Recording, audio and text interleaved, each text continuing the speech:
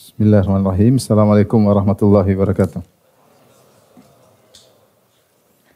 Alhamdulillahi ala ihsanih wa syukru lahu ala taufiqihi wa amtinanih. Asyhadu an la ilaha illallah wahdahu la syarika lahu ta'ziman li sya'nih wa asyhadu anna Muhammadan abduhu wa rasuluhu adda'i ila ridwanih. Allahumma shalli alaihi wa ala alihi wa ashabihi wa ikhwanih. Hadirin dan hadirat yang dirahmati Allah Subhanahu wa taala, kita lanjutkan bahasan kita tentang talbis iblis terhadap kaum sufiyah dengan berbagai macam model mereka, karena sufiyah tidak satu model tapi bermodel-model. Pada pertemuan lalu telah kita bahas bagaimana Al-Imam Ibnu Jauzi rahimahullah membantah sebagian ulama yang menulis buku yang mendukung sufiyah. Di antaranya adalah misalnya kitab Al-Ihya atau Ihya Ulumuddin karya Abu Hamid Al-Ghazali rahimahullahu ta'ala, dan kitab-kitab lain yang sudah kita singgung pada pertemuan sebelumnya ya. Dan di antara yang beliau bantah ya adalah sebelumnya juga kitab misalnya Qutul Qulub karya Abu Talib Al-Makki dan Luma' Sufiyah karya Abu Nasr As-Saraj dan yang lain-lain.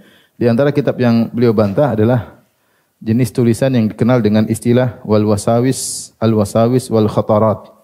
Al-wasawis al-khatarat yaitu jenis tulisan buku yang menjelaskan tentang khayalan-khayalan seseorang. Yang terkenal membawa jenis tulisan ini namanya adalah Al-Harith Al-Muhasibi. Al-Harith Al-Muhasibi rahimahullahu taala. Dia punya buku, judulnya adalah misalnya Tawahum. Isi buku tersebut begini, misalnya dia mulai dari awal kitab, dia bilang, bayangkan jika kau akan meninggal dunia, datang kepadamu sakaratul maut. Bayangkan jika kemudian datang malaikat maut, mungkin dia bilang begini, mungkin dia bilang begini. Jadi orang disuruh bayang-bayangin. Sehingga orang kalau baca buku itu seperti terenyuh, seperti takut. Misalnya dibayangkan kau dalam alam barzah, bayangkan kalau kau di malam pertama di alam barzah, bayangkan. Sehingga buku itu menarik. Begitu menarik. Namun ternyata buku model begini ditahdzir oleh para ulama. Di antaranya ketika ditanya Imam Ahmad rahimahullahu taala tentang buku yang ditulis oleh Al-Harith Al-Muhasibi, ya diriwayatkan an Ahmad bin Hanbal annahu sami'a kalam al-Muhasibi faqala li sahibin lahu la ara laka an tujalisahum. Kata Imam Ahmad kepada muridnya, menurutku jangan kau duduk sama mereka. Itu orang-orang yang bermadzhab seperti Al-Harith Al-Muhasibi. Demikian juga diriwayatkan dari Sa'id bin Amr Al-Bardhu'i, dia berkata, syahidtu Abu Zur'ah, seorang ahli hadis Abu Zur'ah Ar-Razi, wa su'ila 'anil Harith Al-Muhasibi wa kutubihi. Beliau ditanya, Abu Zur'ah salah seorang ahli hadis Imam Ahlus Sunnah, ditanya tentang Al-Harith Al-Muhasibi dan tulisan-tulisannya tadi, tulisan-tulisan yang membuat hati menjadi terenyuh, tetapi isinya bayangkan seandainya kau di sini, seandainya kau dibangkitkan, seandainya datang sakaratul maut, seandainya. Faqala li Sa'il, maka Abu Zur'ah Ar-Razi berkata, iyyaka wa hadhil kutub, jauhilah engkau dari buku-buku seperti ini yang ditulis oleh Al-Harith Al-Muhasibi. Hadhil kutub kutubu bid'ain wa dhalalatin. Ini adalah buku-buku bid'ah dan buku-buku kesesatan. Alaika bil athar. Hendaknya kau berpegang teguh dengan athar, yaitu hadis dan athar dari para sahabat. Fa innaka tajidu fihi ma yughnika an hadhil kutub. Maka kalau kau belajar hadis dan belajar athar dari para salaf, kau tidak butuh lagi dengan buku-buku seperti ini, karya Al-Harith Al-Muhasibi. Qila lahu, ada yang bertanya lagi, fi hadhil kutub ibrah. Sungguhnya dalam buku-buku ini karya Al-Harith Al-Muhasibi dan yang semisalnya ada pelajaran ya. Orang kalau baca buku ini dia akan terenyuh. Dia akan termasuk dalam bayangan bagaimana kalau dia bertemu dengan malaikat maut, bagaimana kalau bertemu dengan Munkar dan Nakir, maka dia akan masuk dalam bayangan yang ini membuat dia mungkin bisa tobat, bisa sadar, bisa macam-macam. Maka apa kata Abu Zur'ah Ar-Razi? Man lam yakun lahu fi kitabillahi ibratun falaysa lahu fi hadhil kutubu ibratun. Siapa yang tidak bisa mengambil ibrah dari Al-Quran dan juga dari sunnah-sunnah Nabi dan asar salaf, maka tidak ada ibrah pelajaran dari buku-buku seperti ini. balagakum anna Malik ibn Anas wa Sufyan ats-Tsauri wal Auza'i wal immatul mutaqaddimah sannafu fi hadhil kutub fil khatar wal fasawis. Apakah telah sampai kepada engkau? Apakah ada imam-imam terdahulu, Imam Malik, Imam Sufyan ats-Tsauri, Imam Al-Auza'i, imam-imam terdahulu pernah menulis seperti buku seperti ini? Khatarat wal wasawis. Seandainya bayangkan. Haula'i qaumun khalafu ahlal ilmi. Adapun Al-Harits Al-Muhasibi rahimahullah dan pengikutnya mereka menyelisih para ulama. Ya, ya'tunana marratan bil Harits Al-Muhasibi wa marratan bi Abdurrahim Ad-Dibili wa marratan bi Hatim Al-Assam wa marratan bi Syaqiq. Thumma qala ma asra'an nas ila al-bid'ah. Abu Zur'ah berkata kadang-kadang mereka berdalil dengan ahli Al-Muhasibi, terkadang bawakan perkataan dari Abdurrahim Ad-Dibili atau Hatim Al-Assam dan terkadang Syaqiq.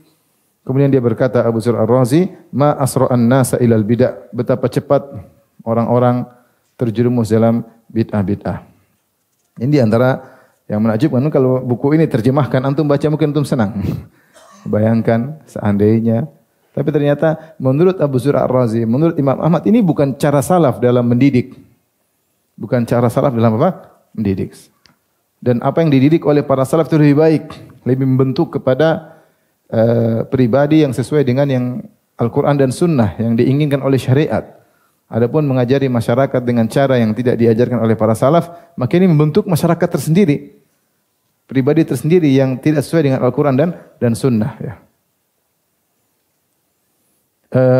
Disebutkan oleh para ulama, Al-Imam Ahmad mentahdzir manusia dari masyarakat dari Al-Harits Al-Muhasibi karena dua kesalahannya. Pertama, dia menulis buku yang mendukung Sufiyah dengan istilah al-wasawis wal khatarat. Bayangkan. Dan juga dia juga berbicara tentang sifat. Dia ikut bermadhab dengan madhabnya Ibnu Kullab, yaitu masuk dalam pemikiran Al-Kullabiyah. Al-Kullabiyah itu adalah pemikiran yang muncul di antara Jahmiyah dan Mu'tazilah dan Ahlus Sunnah. Di tengah-tengahnya ada namanya Madzhab Kullabiyah. Ya.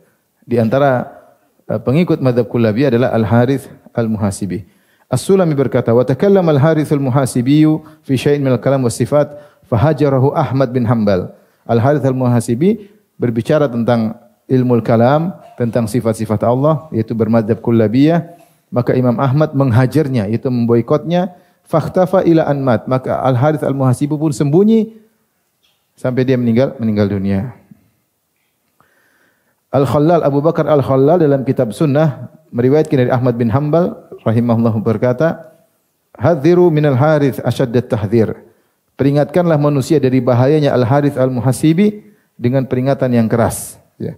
Dengan peringatan yang keras. Ini di antara buku yang juga ditahdzir oleh Ibnul Jauzi, yaitu Al-Harits Al-Muhasibi termasuk orang berilmu namun dia tergelincir dalam dua kesalahan. Pertama, dia terjerumus dalam bid'ah kullabiyah. Yang kedua, terjerumus mendukung Sufiyah dengan buku-buku yang dia tulis bukan dengan metode Ahlus Sunnah wal Jamaah ketika menulis buku-buku, maka ditahdzir oleh para ulama, di antaranya Imam Ahmad bin Hanbal, di antaranya Abu Zur'ah Ar-Razi. Taib. Dan dalam pembahasan bantahan terhadap kaum Sufiyah, ternyata Al-Imam Ibnul Jauzi menyebutkan sebagian ulama yang tergelincir, yang terjatuh dalam pemahaman Sufiyah, seperti Al-Harits Al-Muhasibi, seperti Abu Hamid Al-Ghazali. Namun Ibnul Jauzi tetap membantah mereka dengan sopan, ya, dengan sopan, ya. Bahkan beliau memberi uzur muqaddimah sebelum beliau bantah. Beliau kasih judul Tanzihus Syariah, pasal tentang mensucikan syariat, yaitu mensucikan dia syariat dari pemikiran-pemikiran dan keyakinan-keyakinan yang salah, harus dibersihkan. Beliau berkata, wa idza qad thabata hadha min aqwali syuyukhihim wa waqa'at min ba'di asyakhihim ghalatat li bu'dihim anil ilm. Jangan jika telah jelas dari perkataan guru-guru mereka kaum Sufiyah dan juga telah nampak kesalahan-kesalahan dari guru-guru mereka karena jauhnya mereka dari ilmu.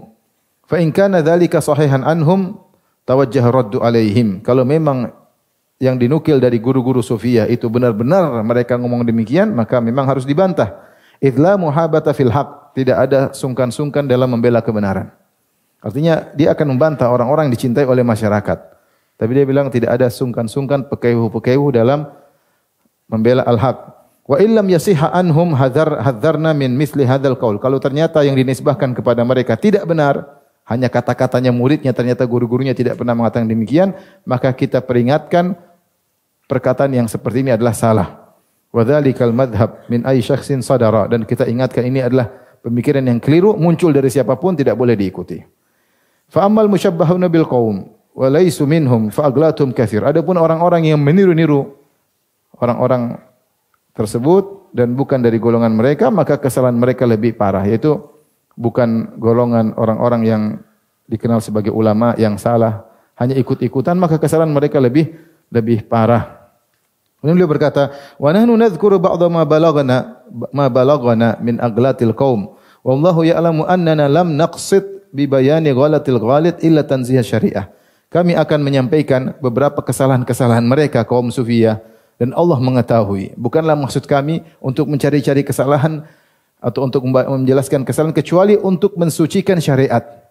Wal ghairatu 'alaiha min ad-dakhal, dan bagaimana kecemburuan untuk membela syariat agar tidak termasuki oleh kotoran-kotoran yang bukan dari Islam. Wa ma 'alaina minal qa'il wal fa'il. Bukan urusan kami siapa yang bilang, siapa yang melakukan. Innama nu'addi bidzalika amanatal ilm. Tapi kami harus menyampaikan amanah ilmiah. Amanah ilmu, saya harus bantah, saya harus jelaskan bahwa sini kesalahan. Saya tidak mungkin diamkan. Seakan-akan Ibnu Al-Jauzi rahimahullah taala ingin menjelaskan, saya terpaksa harus bantah meskipun yang saya bantah mungkin orang-orang yang dicintai oleh apa? Oleh masyarakat. Karena sebagian orang-orang terjerumus dalam sufiyah tersebut orang-orang hebat seperti Al-Harits Al-Muhasibi, seperti Abu Hamid Al-Ghazali, ya. Tapi harus dibantah. Nanti beliau akan bantah. Beliau bantah Al-Harits Al-Muhasibi, beliau nukil perkataannya, beliau bantah Al-Ghazali, beliau nukil perkataannya, beliau bantah. Karena menurut beliau salah harus dibantah. Wa ma zalal ulama yubayyinu kullu wahidin minhum ghalata sahibihi qasdan li bainal haq, dan senantiasa dari dulu sampai sekarang para ulama saling membantah di antara mereka, membantah kesalahan kawannya dengan tujuan untuk menjelaskan kebenaran. La li idhari aibil ghalid, bukan untuk menjelek-jelekan orang yang dibantah, bukan. Bukan untuk, tapi ini untuk membela kebenaran. Wala tibara biqauli jahilin yaqul kaifa yuraddu ala fulanin az-zahid al-mutabarrak bihi. Jangan tertipu dengan perkataan seorang jahil. Bagaimana kau bantah orang yang orang itu zahid, orang itu zuhud, orang itu alim, orang itu orang cari berkah kepadanya? Ngapain dibantah? Ini perkataan jahil. Li'annal inqiyada innama yakunu ila ma ja'at bihi syariah, la ilal ashkhas. Kata Ibnu Jauzi, karena ketundukan itu hanya kepada dalil yang datang dari syariat, bukan kepada sosok-sosok person-person. Wa qad yakunu rajulu minal awliya wa ahlil jannah wa lahu ghalatat. Bisa jadi seorang mungkin penghuni surga, mungkin termasuk wali-wali Allah, tapi dia punya kesalahan-kesalahan. Fala tamna manzilatuhu bayana zalalihi. Kedudukannya yang tinggi tersebut tidaklah mencegah kita untuk menjelaskan kesalahannya. Karena enggak ada yang maksum kecuali siapa? Rasulullah sallallahu alaihi wasallam. Bukan berarti kalau kita bantah seorang berarti orang tersebut kemudian harus jatuh. Enggak, belum tentu. Kadang dia ulama, yang terkadang dia tergelincir. Maka kita jelaskan kesalahannya. Beda dengan orang bahlul dari awal ya, memang ini terkadang ulama, tapi dia tergelincir, maka kita jelaskan. Apalagi kesalahannya fatal, maka perlu dijelaskan.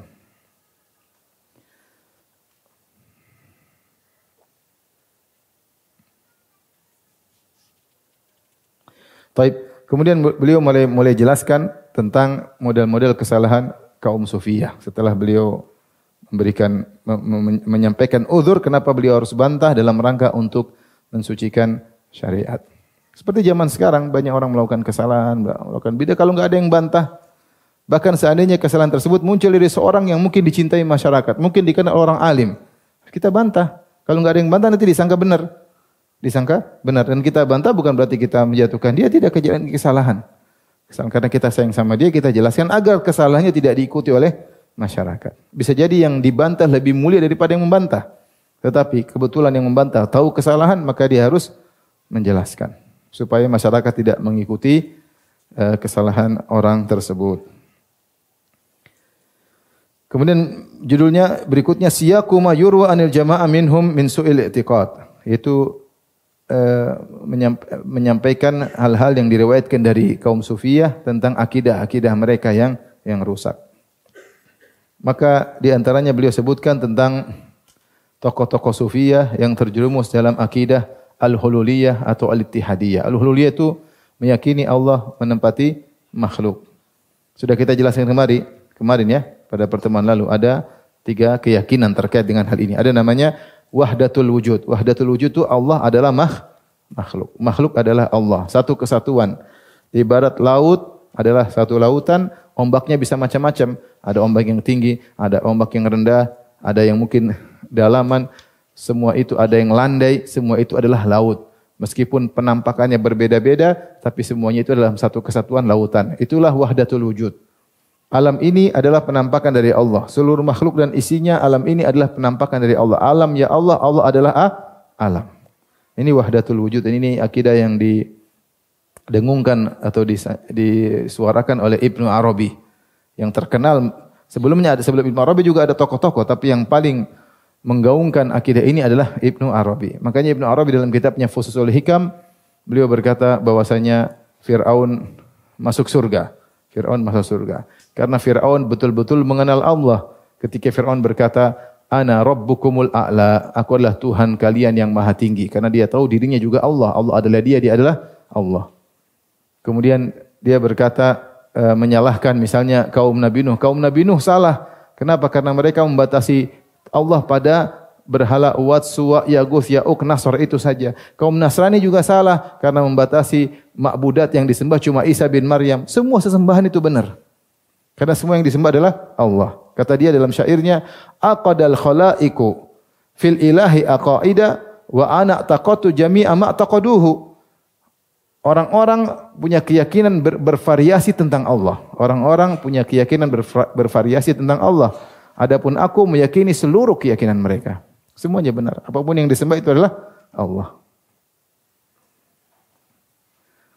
Jadi di antara pernyataan dia, Fir'aun masuk apa?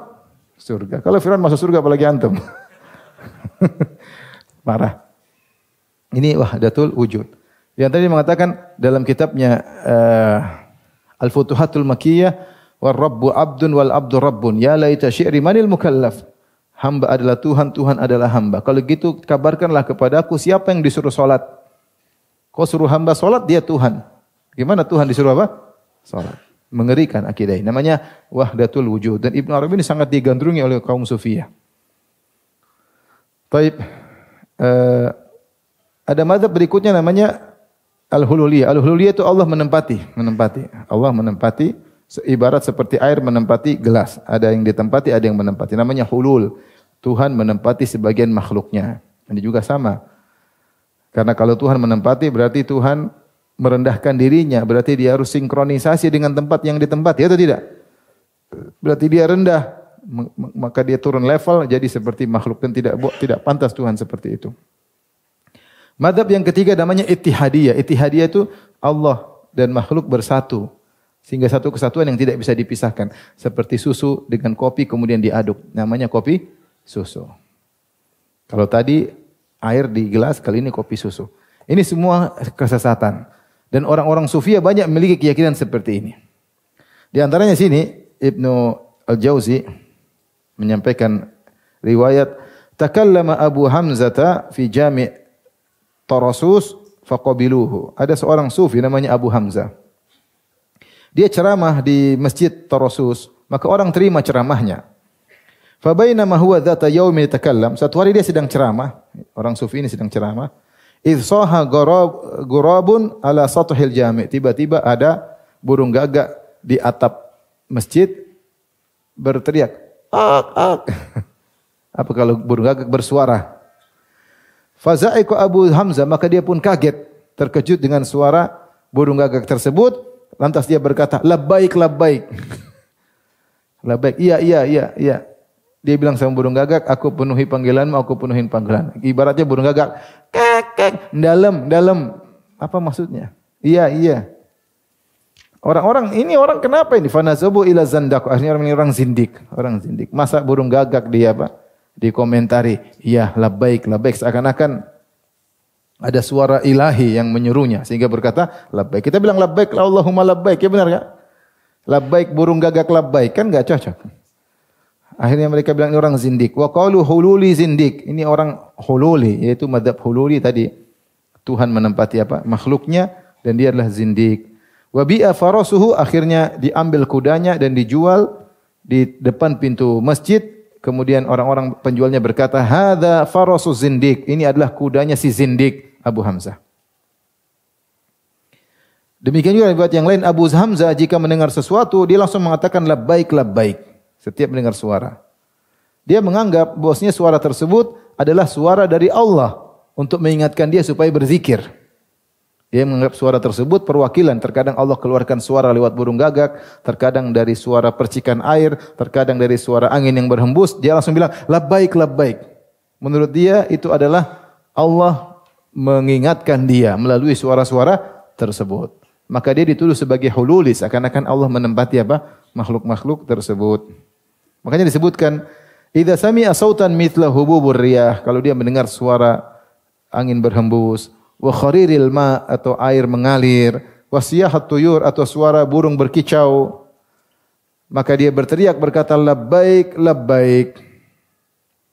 Ya, ini orang sufi mau diapain? Mau bilang kamu salah ya? Kamu enggak tahu apa yang saya tahu. Repot. Ini contoh. Kemudian di antaranya As-Sarraj berkata, wa balagani anna jama'atan, ini Sarraj apakah penulis buku yang Lauma' Sufiyah yang tadi kita sebutkan?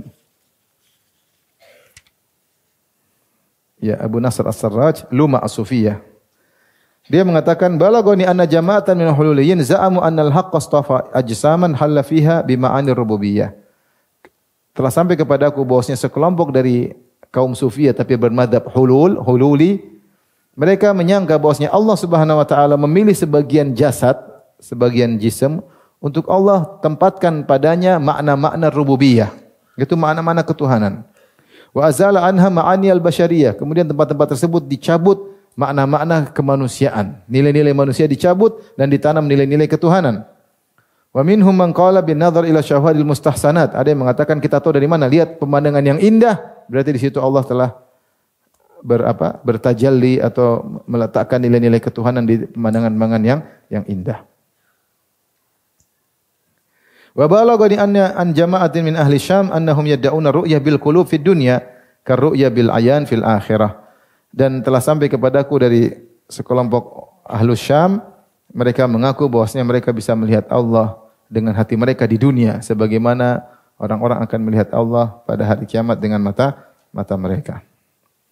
Kemudian juga As-Sarraj berkata, dia menukil dari orang-orang Sufiyah bahwasanya Abul Hasan An-Nuri, salah satu tokoh Sufiyah, syahida alaihi Gulamul Khalil annahu sami'ahu yaqul. Gulamul Khalil pernah mendengar Abul Hasan An-Nuri berkata, ana a'shiqullaha, aku berhasrat kepada Allah, rindu. Asyik itu artinya rindu, artinya kangen kepada Allah, wa huwa ya'shiquni, dan Allah juga kangen kepadaku.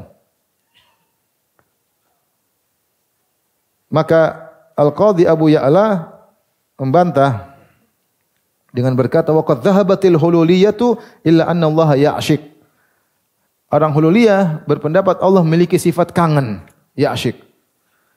Maka dibantah oleh Ibnu Jauzi, wa hadza jahlun min thalathati aujuh, mengatakan Allah punya sifat isyq yaitu kangen atau hasrat, ini salah dari tiga sisi. Pertama dari sisi nama sifat tersebut, menurut ahli bahasa fa innal ishqa la yakunu ila lima yunkah. Namanya isyq itu hanya kepada yang dinikahi, yaitu ada hasrat. Isyq itu bukan sekedar menyukai tapi ada nilai apa? Hasrat. Dan tidak mungkin kita bilang kita berhasrat kepada Allah dan Allah berhasrat kepada kita. Enggak boleh.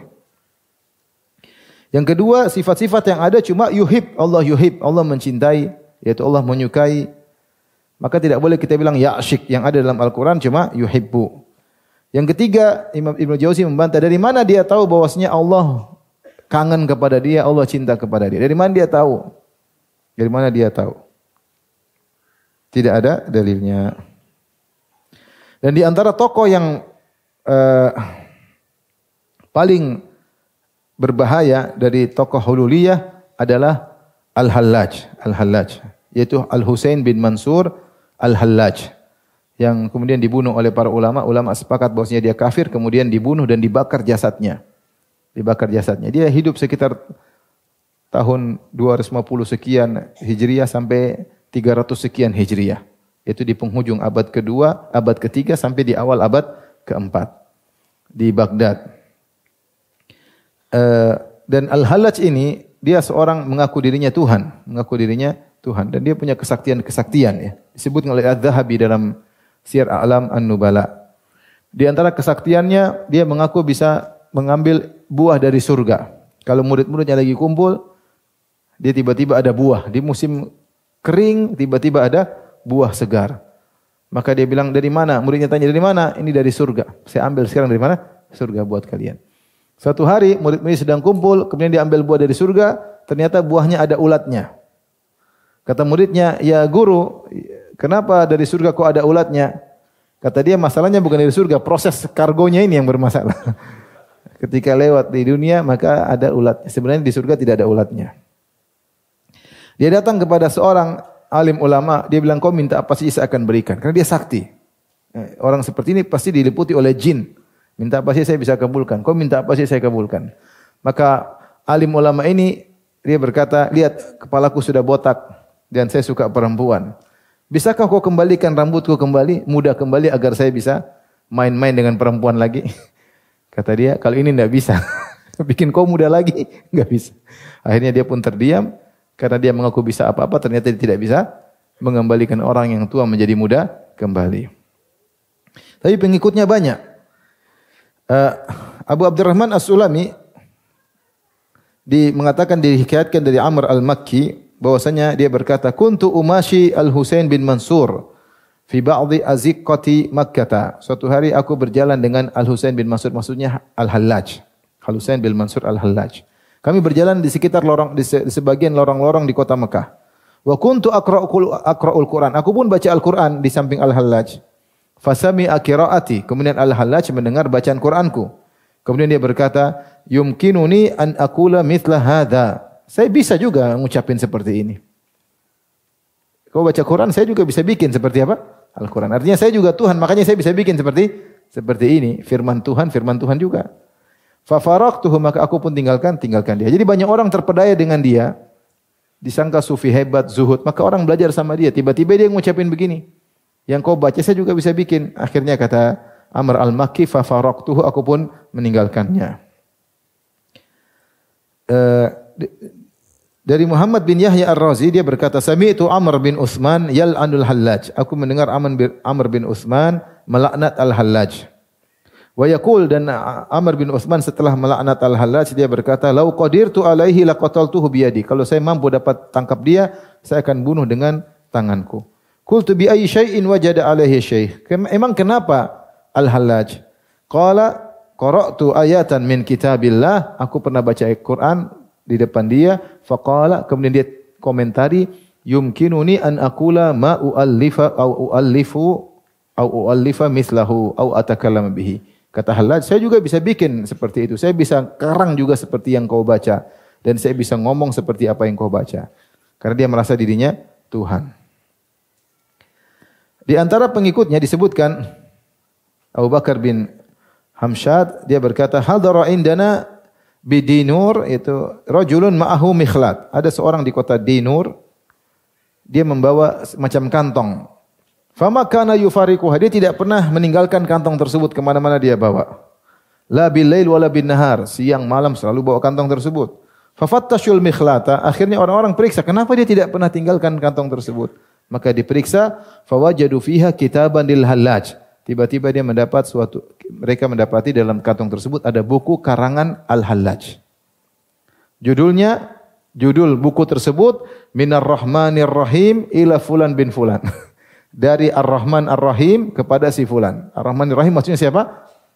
Al-Hallaj. Maksudnya Al-Hallaj. Dia mensifati dirinya dengan apa? Ar-Rahman Ar-Rahim. Dari Allah, maksudnya dari Al-Hallaj, yaitu Ar-Rahman Ar-Rahim kepada fulan bin fulan. Fawujiya ila Baghdad. Maka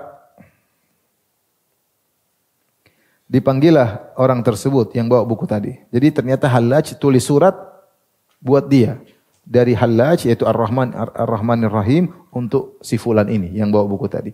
Akhirnya orang ini dibawa ke Baghdad. Kemudian dihadirkan Kemudian ditampakkan kepada ini surat dari Hallaj buat kamu. Ini surat Hallaj buat kamu. Kata dia, enggak. Itu bukan Hallaj yang tulis, itu tulisanku. Itu surat aku yang tulis. Maka mereka bilang, kamu di bagaimana? Kunta tadda'in nubuwah fasirta tadda'ir rububiyah. Kau tadi ngaku-ngaku sebagai nabi karena Ar-Rahman Ar-Rahim kirim surat buat kamu kan jadi nabi ya enggak?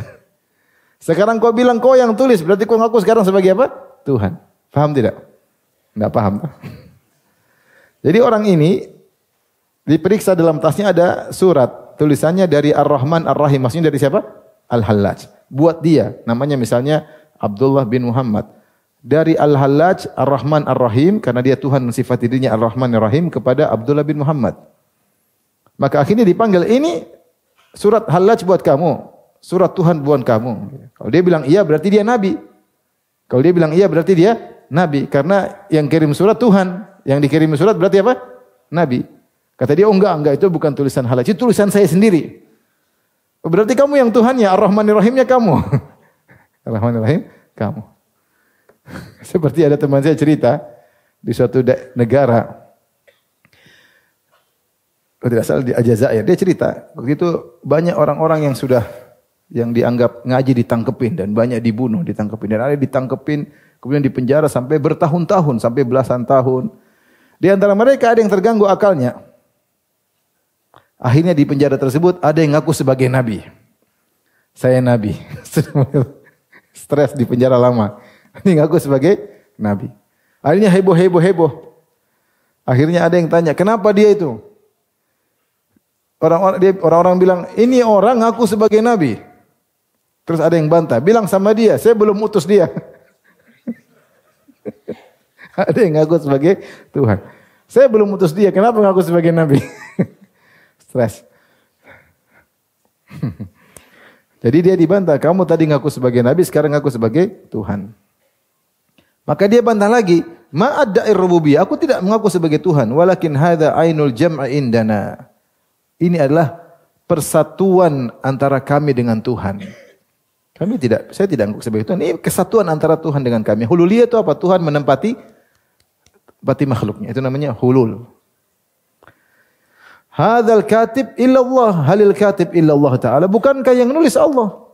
Wal yadu fihi alatun, ini tangan yang saya tulis tapi tangan saya cuma alat, yang nulis sesungguhnya adalah siapa? Allah. Bingung berdebat dengan orang seperti ini. Akhirnya mereka tanya, ini depan penguasa.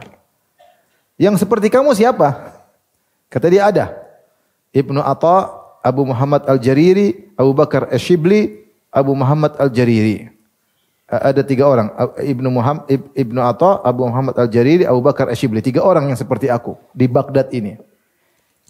Wa Abu Muhammad Al-Jariri yatasattar, wa Shibli yatasattar. Adapun Abu Muhammad dan Shibli mereka sembunyi-sembunyi, tapi mereka seperti saya. Fa in kana fa Ibnu Atha, yang terang-terangan namanya Ibnu Atha. Maka akhirnya dipanggil 3 orang tersebut di depan penguasa. Dipanggillah Al-Jariri, yaitu Abu Muhammad Al-Jariri, dan ditanya, bagaimana menurutmu orang yang mengatakan demikian? Bahwasanya yang nulis adalah Allah, tangan hanyalah alat. Bahwasanya Allah dan makhluk bersatu. Kata dia, qailu hadza kafir. Orang yang bilang seperti itu kafir. Dia berlepas diri, saya tidak berpemahaman seperti orang ini. Yuqtalu man yaqulu hadza. Siapa yang ngomong begini dibunuh. Kemudian Shibli ditanya, wahai Shibli, ini temanmu bilang kau sama seperti dia. Bagaimana menurutmu tentang pernyataan seperti ini? Maka dia berkata, man yaqulu hadza yumna, siapa yang mengatakan seperti ini dipenjara. Wa su'ila Ibnu Atha. Orang ketiga namanya Ibnu Atha, ditanya tentang akidah Al-Hallaj, maka dia mengatakan saya setuju dengan Al-Hallaj. Akhirnya dia dibunuh juga. Jadi Hallaj ini fitnahnya luar biasa, banyak pengikutnya. Akidah hululiyah pernah ada. Sebagaimana akidah wahdatul wujud juga pernah ada, manunggaling kawula Gusti. Dan juga akidah ittihadiyah juga pernah ada. Ini Al-Hallaj.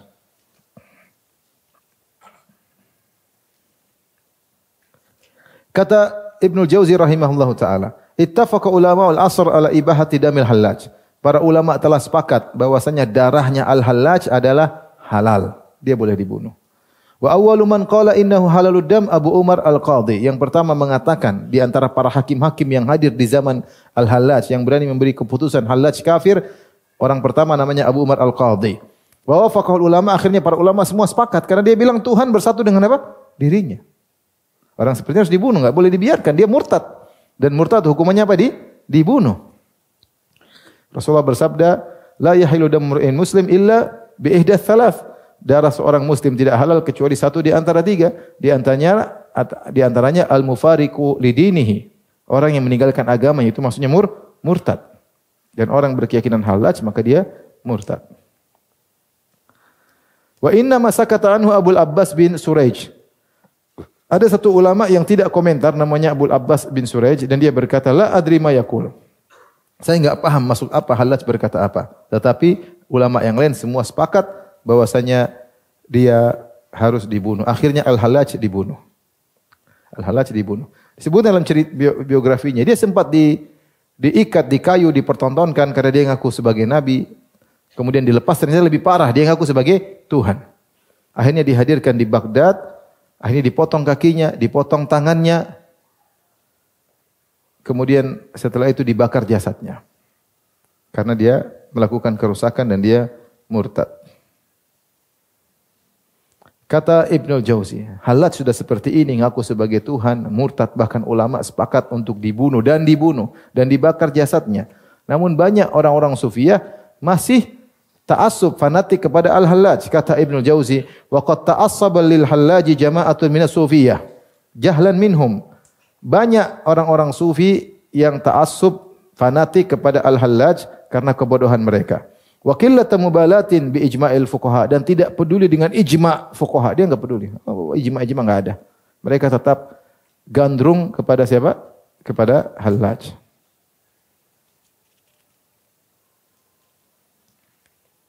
Ini yang terjadi. Baik, itu kisah Al-Hallaj. Ya. Kemudian Ibnu Jauzi menyebutkan tentang godaan iblis kepada model sufi yang lain atau kesalahan-kesalahan. Di antaranya dzikru talbis iblisa ala sufiyah fi thaharah. Penyebutan tentang godaan iblis terhadap kaum sufiyah dalam bersuci.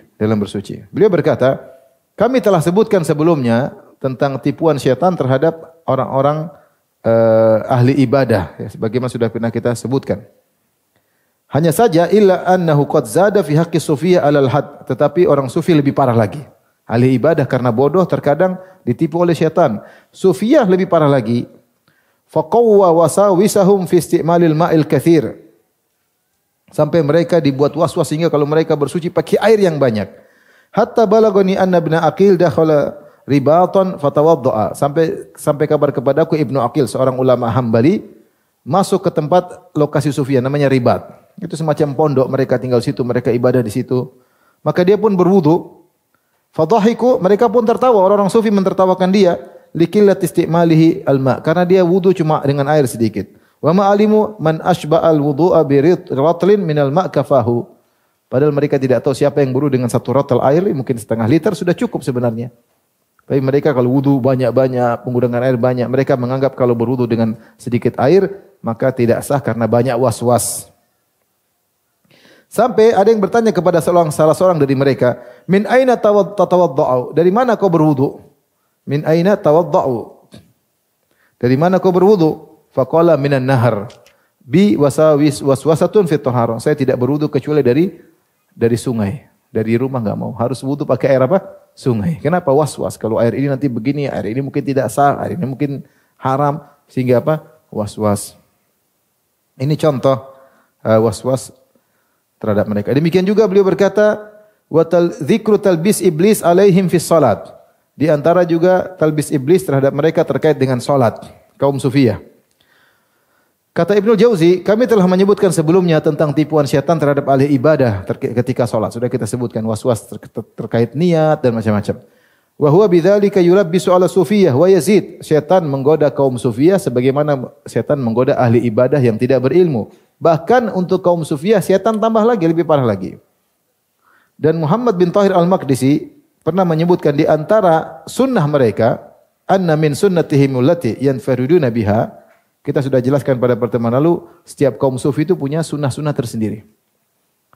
Toreko ini punya sunnah-sunnah tersendiri, toreko ini punya amal-amal tersendiri, toreko punya zikir-zikir sendiri, dan masing-masing punya zikir spesial yang menjadi ciri khas toreko-toreko mereka. Padahal kita namanya Islam untuk seluruh rahmatan lil alamin, untuk semua alam, bukan untuk satu toreko tidak. Toreko tidak.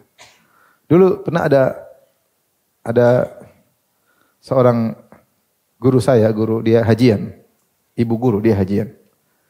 Kemudian dia tanya sama saya, dia sama suaminya haji, terus ketemu di Saudi, dia bilang, Ustadz, ini saya dikasih wirid oleh seorang ustadz di sana, di Papua. Dan dia bilang, wirid ini yang boleh tahu hanya ibu, suami tidak boleh tahu. Saya bilang ini wirid sesat.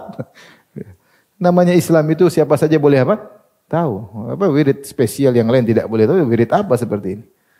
Maka sebagaimana dikatakan semua toreka tertutup, tidak ada jalan yang terbuka menuju surga kecuali jalannya Nabi Muhammad sallallahu alaihi wasallam. Islam untuk siapa saja, tidak ada toreko ini khusus wiridnya, yang lain tidak boleh tahu. Toreko ini khusus. Jadi kalau ada kelompok yang bilang ini khusus amalan kami, yang lain tidak boleh, ini pasti kelompok sesat.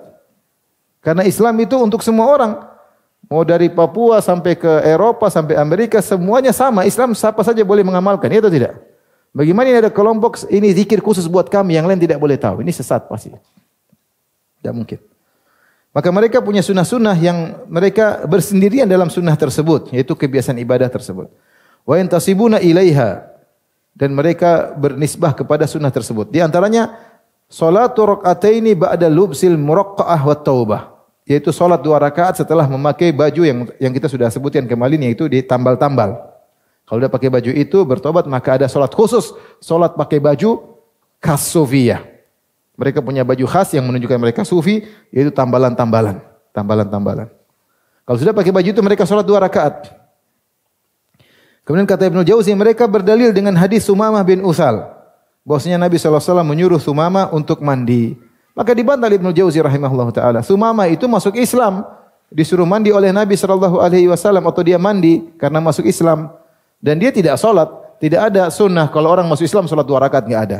Yang sunnah itu orang kalau masuk Islam suruh mandi, bukan sholat. Sementara kamu suruh sholat, tidak boleh kita bikin sholat sendiri.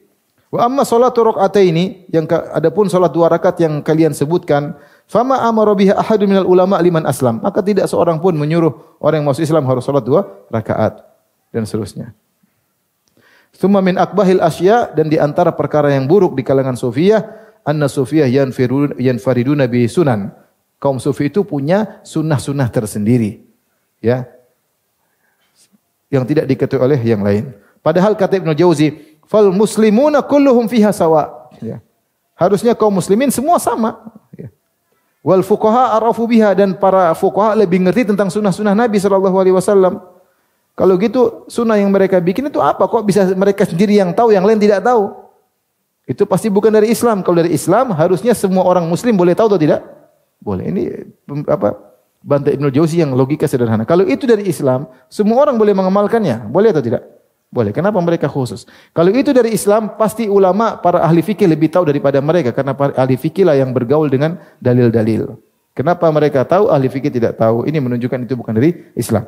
Yang terakhir, kita sampaikan sampai ini tentang talbis iblis ala sufiyah fil masakin.